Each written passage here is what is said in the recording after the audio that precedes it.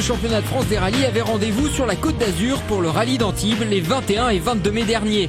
Troisième étape du championnat, le rallye d'Antibes emprunte en partie le tracé du rallye Monte-Carlo. Autant dire que les pilotes s'apprêtent à parcourir des routes de légende telles que le col du Turini ou encore le col de Blaine.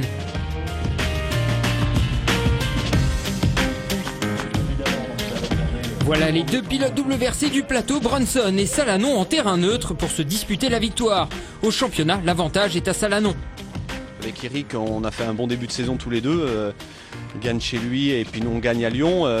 Pour l'instant, je trouve que sportivement, on est compétitif. Maintenant, on va voir à la fin de ce rallye si on finit le rallye, où on en sera au niveau points et si on recolle un peu. Voilà, mais bon, déjà prendre du plaisir et puis essayer de faire ce somptueux rallye d'Antibes. Après deux rallyes, Sylvain Michel se présente en leader du championnat de France avec 12 points d'avance sur David Salanon. De plus en plus à l'aise avec sa Fabia R5, il est l'auteur de deux très belles courses en ce début de saison. Je me sens très bien dans la Skoda, c'est une auto qui marche très bien et avec laquelle on peut faire de très belles choses. Donc je pense que voilà, on 9 R5 ici à l'Antibes et ça promet en tout cas une belle bagarre. Et c'est vraiment un rallye que j'apprécie parce que j'avais découvert la 4 motrice l'année dernière ici. Donc à cœur de bien faire. Après bon, notre position au championnat, elle est ce qu'elle est, on est en tête et voilà, on se met pas de pression, l'essentiel c'est de rouler et d'engranger à la fin du week-end le maximum de points. Il y a pas mal de concurrence, donc c'est toujours un peu difficile de se jauger. On n'a pas roulé encore avec l'auto ici. On va essayer de faire un réglage sur l'auto. On a fait quelques tests, mais on ne sait jamais si ça va être le bon. Donc voilà, on verra. Déjà, on va prendre chrono après chrono, puis on verra. Ce week-end, les formules de promotion sont présentes en nombre avec le Citroën Racing Trophy, le Clio R3T Trophy ou encore la Peugeot 208 Rally Cup. De quoi mener du spectacle avec de belles batailles en perspective. On a des pilotes étrangers devant, on a des Français, des juniors, donc ce qui me ravit parce que c'est quand même la relève du rallye et d'avoir des pilotes qui ont moins de 23 ans aux 4 premières places. Ça prouve un petit peu que voilà, il va falloir se bagarrer, les places vont être chères, même pour ceux qui ont beaucoup d'expérience comme des Gascous, des Jean-Paul Monin et d'autres. Donc voilà, c'est très, très bien pour la suite. Je pars pour gagner, ça c'est sûr. Après voilà, il faut que je prenne des points ici, ça m'a jamais trop réussi, donc je préfère faire une course intelligente et prendre des points. Le rallye se déroule sur 2 jours. Pour commencer, les pilotes s'élancent pour 105 km de secteur chronométré découpé en 6 spéciales dans l'arrière-pays grassois. Allez les pilotes qui doivent arriver, on va accueillir les paires de... Les pilotes vont arriver, vont faire pays, ils vont pouvoir regarder. Le leader, après 2 spéciales, Roger Fegali reprend les choses là où il les avait laissées. Il s'offre le scratch de l'ES2, mais crève dans l'ES3 et laisse filer 40 secondes dans sa mésaventure. La tâche s'annonce compliquée pour revenir en tête.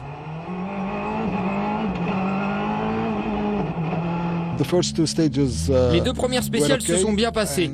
Ensuite, j'ai une crevaison à l'avant droit, 7 km avant la fin. On a perdu beaucoup de temps. Maintenant, on va faire quelques modifications sur la voiture. J'ai beaucoup à apprendre, je ne la connais pas encore. On va essayer d'attaquer et on verra.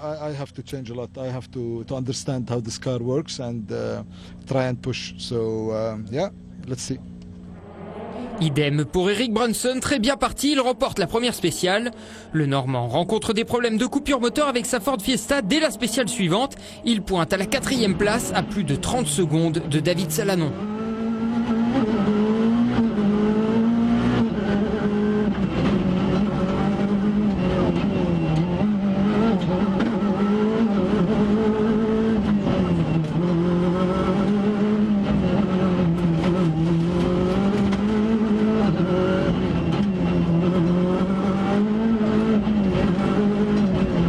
Sincèrement, je suis dans un état un peu second parce que vraiment je découvre le rallye, j'avais l'impression d'être vraiment bien dans les spéciales. Première on fait le scratch et dès le début de la 2, coupure moteur.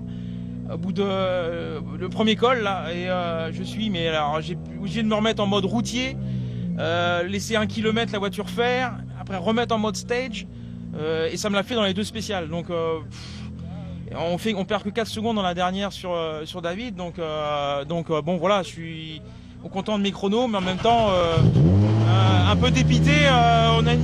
se met des balles dans le pied mécaniquement chaque spécial, donc c'est un petit peu agaçant. Donc on va essayer de trouver la solution, mais sinon je sais pas ce qu'on va faire. Même s'il a été embêté avec ses freins, le deuxième du championnat vient de s'emparer de la tête de la course au terme de la troisième spéciale. L'équipage Salanon-Maga revient à l'assistance de la mi-journée avec 12 secondes d'avance sur Sylvain Michel.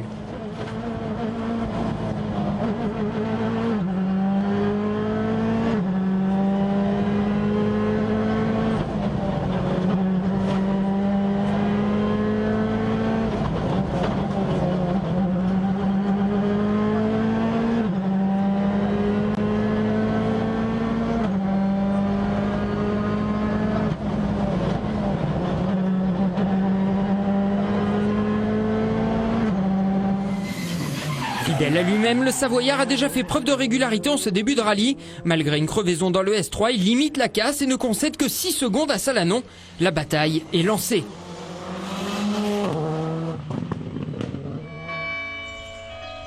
Les pilotes repartent à la lutte pour conclure la journée. Ils effectuent la même boucle que le matin avec les spéciales de Gréolière, Col de Blaine, Le Mas-Aiglin et Conseil départemental 06. Frédéric Reynal, 8e du championnat, occupe la 10e place du classement provisoire de ce rallye d'Antibes. Il lui a été difficile de trouver les bons réglages pour être performant d'entrée de jeu, mais la journée de demain est longue. Devant lui, c'est un pigiste qui occupe la 9e place. Il s'agit du Belge Bernd Casier, au volant de sa Ford Fiesta R5. Seulement 15 secondes séparent les deux pilotes. 8e au général et 3e du trophée Michelin, Jean-Mathieu Léandri subit quelque peu cette première journée où il a du mal à se sentir à l'aise avec sa 208 T16.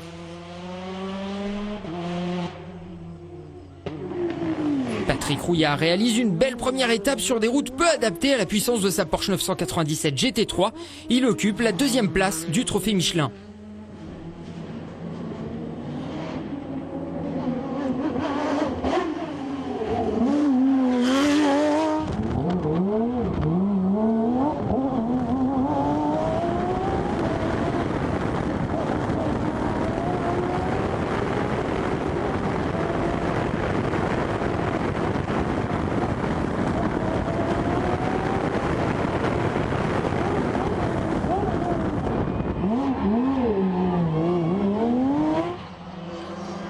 C'est Pierre Rocher qui mène le trophée Michelin au volant de sa Skoda Fabia R5. Il est aux portes du top 5 à seulement 15 secondes du local Franck Lyons.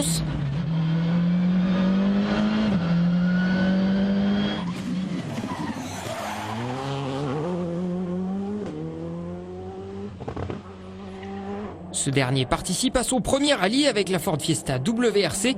Il compense ses lacunes avec la voiture par une très bonne connaissance du terrain.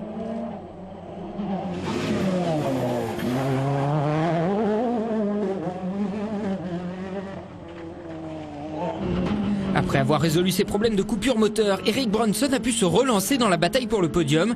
Un temps 3e, il n'a pu résister à l'incroyable retour du vainqueur 2015, Roger Fegali.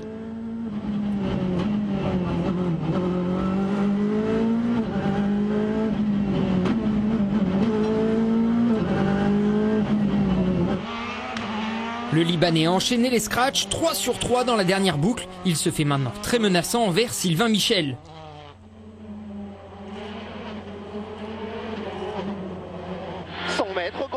Le pilote Yako a pourtant bien roulé lors des 3 ES de l'après-midi, mais il n'a rien pu faire contre la WRC de Fegali. La lutte du lendemain s'annonce acharnée entre les deux hommes. 60 mètres gauche 110 plus sur droite et 50 mètres à l'arbre gauche à fond pour droite 110 plus. 20 mètres pas de frein droite serré. Solide leader depuis le S3, David Salanon, ici en embarqué, s'applique, ne signe pas de scratch mais concède peu de temps à ses poursuivants. Il dispose d'une avance de 24 secondes sur Sylvain Michel, son dauphin au classement. Droite à fond 2 fois, doit arriver. 2,26, 37.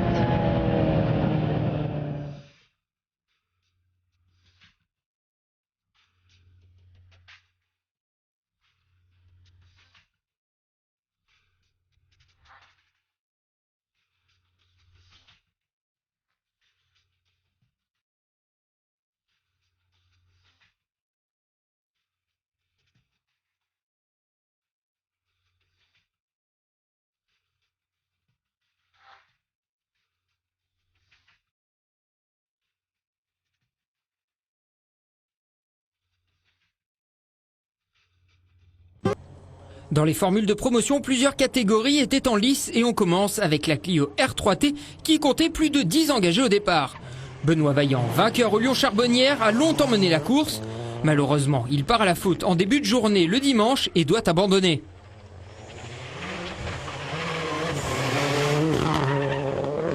Une bataille se dessine alors entre Pascal Berra et Charles Martin pour la victoire. Tout se joue dans la dernière spéciale alors que seulement 5 secondes séparent les deux hommes. Berra crève et laisse la première place s'échapper face à Martin. Ce dernier a rencontré quelques soucis avec sa Clio, mais le francilien s'impose et prend donc les commandes du Clio R3T Trophy pour 5 points devant Benoît Vaillant.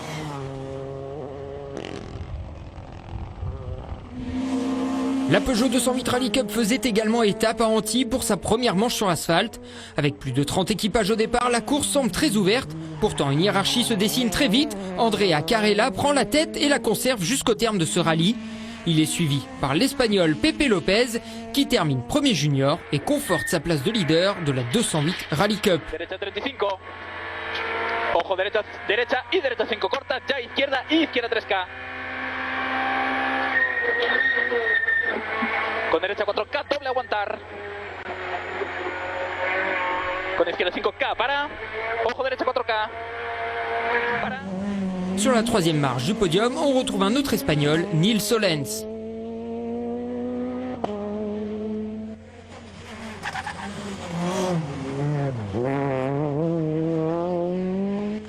Après l'ouverture au Touquet, le Citroën Racing Trophy était présent à Antibes pour sa deuxième manche.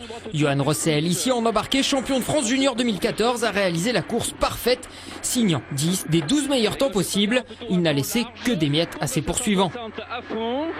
Pour long droite à fond, ferme léger en frein avant bosse. Pour gauche 150 moins mi-tard bref. Gauche 150 moins mi-tard bref. Pour 30 mètres, épingle gauche 2. Derrière lui, longtemps deuxième, Denis Millet a dû abandonner sur casse mécanique.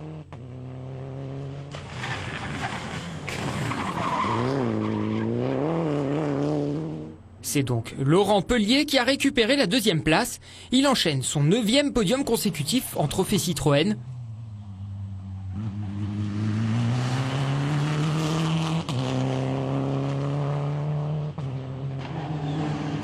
Et pour compléter ce podium, c'est Thibaut Radou qui monte sur la troisième marche. Au championnat, Rossel creuse l'écart, il compte 14 points d'avance sur Pellier.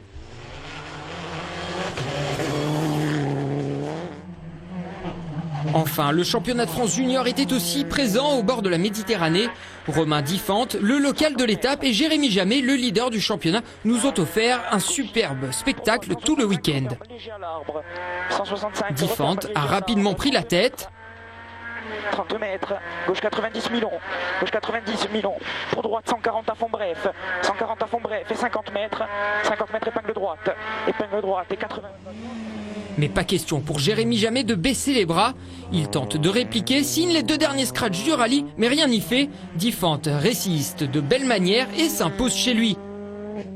Il en profite pour récupérer la tête du championnat. Loïc Astier ne s'est pas mêlé à la bagarre. Il finit pourtant 3e et marque des points importants dans l'optique du championnat de France junior.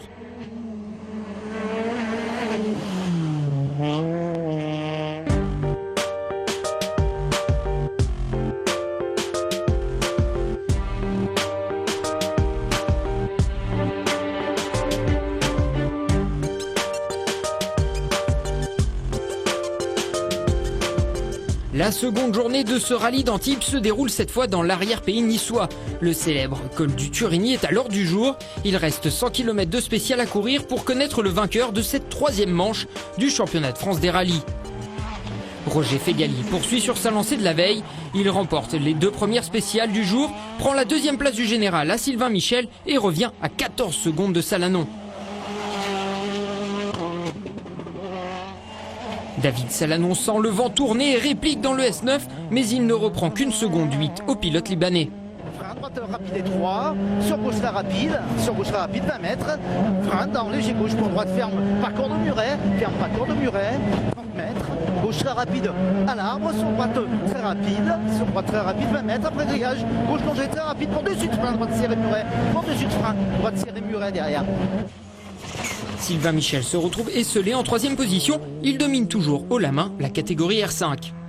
pour droite 100, sur gauche 90 moins, frein, referme épingle gauche, sur droite 70, pas corde, sur gauche pour droite 90 moins, pas corde, pour gauche 90 moins, mi-long-tard, pour droite 105, sur gauche 90 plus, 40 mètres, gauche 100, sur droite 100, et 40 mètres droite frein, pour gauche 80 moins. Après le S9, Eric Brunson disparaît du classement. Il est sorti de la route sans gravité. Ce rallye d'Antibes a été très compliqué pour l'équipage de la Ford Fiesta WRC. Entre problèmes moteurs, crevaison et sortie de route, ce sont de gros points qui s'envolent au championnat.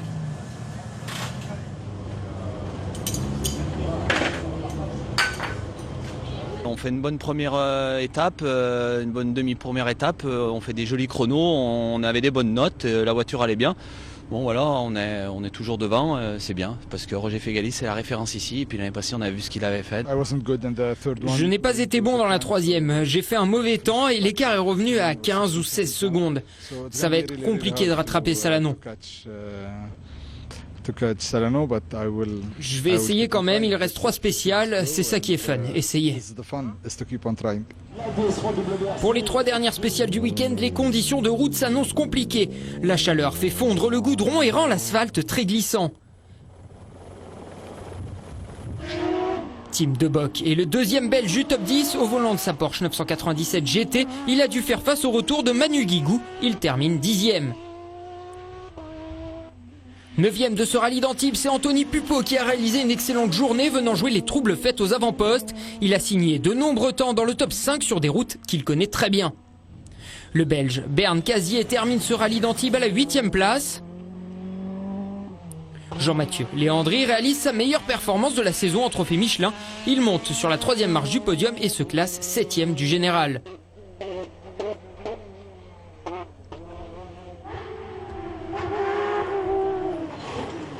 Patrick Rouillard aurait pu perdre gros en cette fin de rallye. Avec sa propulsion, sa puissance et les plaques noires qui rendent le terrain piégeux, le pilote de la Porsche 997 GT3 a été prudent sans perdre trop de temps. Il termine 2e du trophée Michelin. Le vainqueur du trophée Michelin et 5e du général, c'est Pierre Rocher. Il enchaîne un 2e succès après le Lyon Charbonnière et prend les commandes du trophée face à Frédéric Reynal qui a dû abandonner ici. Franck Lyons réalise une belle performance en se classant 4e avec une voiture qu'il ne connaissait pas en début de rallye. 40 mètres, droite, mi-long, 40, referme. Et sur gauche 60 moins, sur gauche 50 à la borne, 30 mètres. Gauche à fond, sur gauche à fond, et 40 mètres au mur, gauche 50 plus plus. Sur le podium, on retrouve Sylvain Michel et sa Skoda Fabia R5 du team de Seyako. Il a levé le pied en fin de rallye mais engrange presque le maximum de points possible au championnat. Il signe également son 3e podium en 3 rallyes. On a pris beaucoup de plaisir avec Jérôme, on a bien travaillé durant tout le week-end sur les réglages, donc on a encore pris beaucoup d'expérience avec la Skoda ce week-end. Donc voilà, un week-end parfait, beaucoup de points de marqués encore pour le championnat, donc une très bonne opération. Fegali a tout tenté, remportant 2 spéciales sur 3 et réalisant un scratch ex-aequo avec Salanon, mais il doit se contenter de la 2e place du général. Décidément, cette crevaison en début de rallye lui a coûté très cher. On n'a pas arrêté de pousser tout le temps pour rattraper le temps perdu à cause de notre crevaison. Félicitations à Salanon qui a très bien roulé, surtout dans les 3 dernières spéciales, c'était vraiment à fond. Au volant de sa Ford Fiesta WRC, Salanon arrache une 2e victoire cette saison. Même s'il a signé peu de temps scratch, il a fait une course intelligente et se maintient à une distance raisonnable de Michel au championnat. Sur droite d'encorde, sur gauche bien corde vite, c'est 40 mètres, droite rapide plus, sur gauche très rapide, fini Rocher, sur gauche très rapide, fini Rocher, 50 mètres, droite très rapide et 250 mètres. Merci. On a fait une très belle course, je pense, aucune erreur. On a roulé sur un très très bon rythme tout le week-end. Gagner l'Antibes, un morceau comme ça où plein de grands pilotes se sont imposés, ça restera une de mes plus belles victoires. Il y en a eu des belles, mais bon, ça, l'Antibes, c'est une de mes plus belles victoires.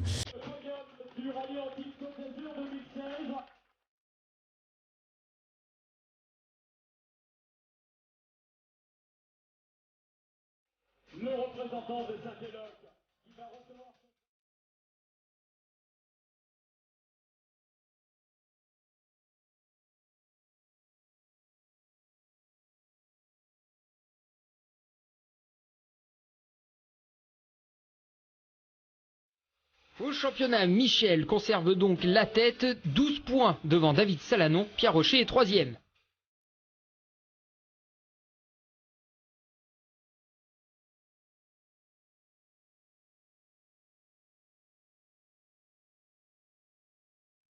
Prochain rendez-vous du 16 au 18 juin, ce sera au rallye du Limousin, 4e épreuve du championnat de France des rallyes.